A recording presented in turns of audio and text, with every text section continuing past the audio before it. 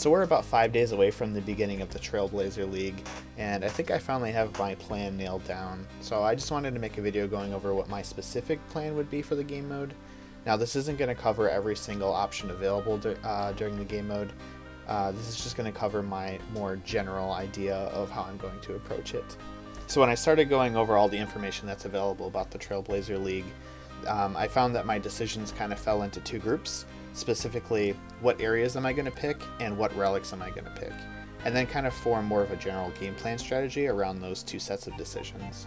I kind of found that the area decision supersedes the relic decision, as ultimately the areas define what kind of content you're going to be able to do, and then that content will benefit more or less from particular relics. So I went ahead and decided to get a rough outline for the areas I'm going to unlock. I think the first couple areas will probably be set in stone, but the third one is going to be more or less something I'm going to change as I continue to play the game mode and get a feel for what benefits I have and what I'm lacking.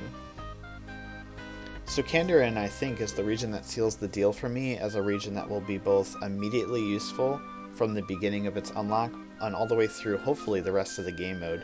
Specifically, the content I'm thinking of that falls into that category is things like the Fishing Guild, or even something like the fact that there's 2 herb batches in this region, whereas I don't believe any other region has more than one. And even things down to the fact that there's a dragon scimitar in this region, which is an unlock that I'm sure will be useful throughout the rest of the game mode. Or things like Ivan's Blast, or even getting a dragon's crossbow from Fossil Island after unlocking Dragon Slayer 2. These are the kind of things I'm thinking through, on top of some things like basic tree cutting, basic ore gathering, the Herblore dungeon that provides some easy to gain herbs from the Chaos Druid Warriors and Solarian the Twisted down there. So all sorts of useful content here that I'll even potentially just kind of want to rush for and unlock this region as fast as possible. So after I've unlocked Kandarin and I've been working there for a little while, I think it's immediately going to become apparent how much I'm going to be hurting for money at that point. Kandarin doesn't have any great money makers that I can really identify on my own. It does have like some basic ores for elking. I could fletch bows and elk them. I could also thieve Arty Knights, but without the rogue's outfit, I'm only going to be getting half the money you normally expect. So because of that, I think my second region is going to be Asgarnia when I'm ready to start grinding some money out. There's a couple main reasons for that. Namely, the Mining Guild. Asgarnia has a rune rock in it. I'll be able to do Amethyst, and Amethyst has a decent elk price, even just raw. So that'll be an option. But in particular, I was thinking Asgarnia also would give me the ability to charge orbs.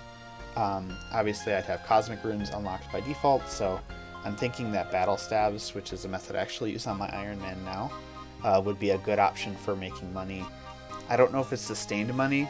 I don't know what level of Varrock Diary I would be able to accomplish. It's not a ton of money per day just buying the discounted Battle Stabs, and I don't know how competitive buying the other Battle Stabs out of the other shops would be. But I would have, in theory, access to the Mage Guild and the Varrock Staff Store, so hopefully I'd be able to buy enough Battle Stabs and craft the orbs and elk those and make a pretty good cash stack just off of that alone. But there are also the other moneymakers, which I mentioned. Oh, and on top of that, the Rogue's outfit, which is also in Asgarnia, so that buffs the thieving options I have in Kandarin. So I think that'll be my pick. So after I've had a time to work in Asgarnia for a while and make hopefully a pretty decent cash stack, I think my third gap is going to become really apparent, and I'm going to be looking for a region to kind of fill it. And that's that neither of my first 2 regions have a lot of game content available to me. There are a couple exceptions. There's a couple high-level Slayer options in Kandarin that I will be doing, such as Thermonuclear Smoke Devil or Kraken. Asgarnia also has God Wars. Obviously, I'm going to be doing God Wars. But other than that, there's really a lot of kind of mid-game grindy stuff that hopefully will kind of carry me through to the items and stats that I need to actually engage with that endgame content. So it kind of is open which endgame content I want to take on. Now, I'm not the best PVMer, so I'm kind of thinking through which region has the best PVM content suited for me. Like, I've never actually fought Zalra. I've never done Theater of Blood. I could do Barrows. But I actually think I'm going to go with the Fremennik region for my third unlock. There's actually one more buff I'd like to get for my scaling stuff out of that, and that's Lunar Spells. Because I'm not going for Relic 2, Lunar Spells provide some really good buffs to processing, specifically like flax and tanning, and also making molten glass. That will hopefully save some time But then on top of that, there's some really good endgame content. I'm thinking specifically, we got Dagonoth Kings and we've got Vorkath. Those are the two kind of endgame PVM monsters I want to engage with. Specifically looking for those ring drops, and Vorkath also just being a pretty good supply dropper. Oh, and of course the Fremennik region also unlocks the Kingdom, which will be extremely valuable for getting some of those processing skills up late in the game. So between these three regions, Kandarin, Asgarnian, and Fremennik, there's not really any gaps that I can identify in my skilling methods.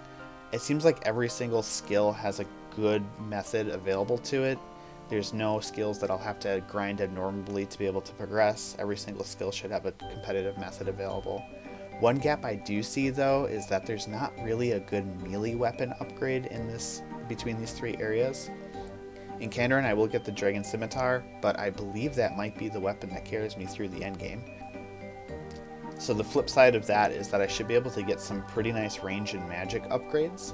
Specifically I'm thinking I can get a rune or even potentially a dragon crossbow really easily in Kandarin region. I'll be able to get Fire Surge, potentially even Ivan's Blast, depending on how Underground Pass is handled and in what region it technically exists. And eventually I'll be able to get a Trident as well, and that's a really good magic weapon that should be able to carry me right through the endgame. Looking forward to, in God Wars, I'll be able to hopefully eventually get things like a God Sword. Again, Staff of the Dead for magic would be great. So I have some pretty good upgrades there.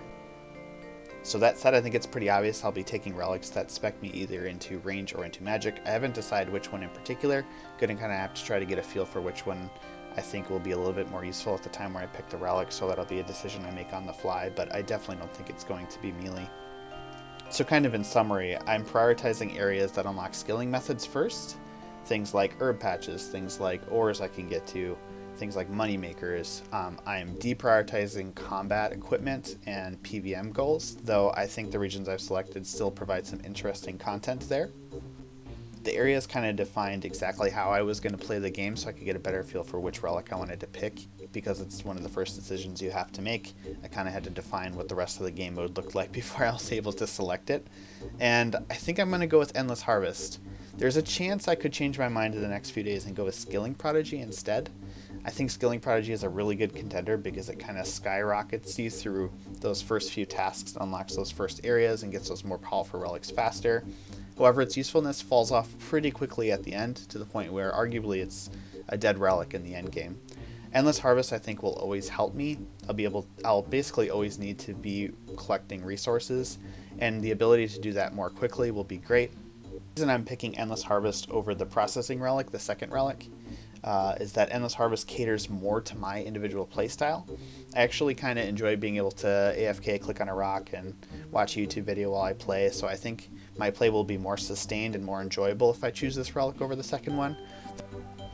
Arguably, I do think if you're taking the time to kind of play as efficiently as possible and get the most out of every minute of gameplay, the second relic is the most valuable relic, and I think it'll pay off the most in the long run. But of course, that's not how I plan to play the game. I'm hoping to have fun, I'm hoping to make my gameplay sustainable, and I think Endless Harvest will be a great time. Imagine clicking a rune rock and watching a YouTube video and then coming back to like 1,000 rune ore in your bank. That'd be good fun. So that kind of goes over my picks for the Trailblazer League. Obviously, these plans might change as we get closer to the release, as I gain more ideas, as I'm actually playing the game. I might actually make some changes, but I feel like this is a good plan that I'm going to stick to. I think it caters well to my playstyle. I think it provides a good variety of interesting content that I'll be able to engage with, and it doesn't really leave any gaps where I really won't be able to unlock something or I won't be able to progress in some specific way because there's a significant gap in the content. Thank you for watching. I hope this video was interesting. I hope that it helped you kind of form your own Trailblazer plan, and please feel free to share it down in the comments. I'd love to get a feel for what everyone else is doing. Maybe I'll take some of your suggestions as well and kind of restructure my game plan a little bit based on that. I am hoping I'll be able to post videos of the league, so keep an eye out for that, and we'll see if my plan works out. Take care and good luck out there.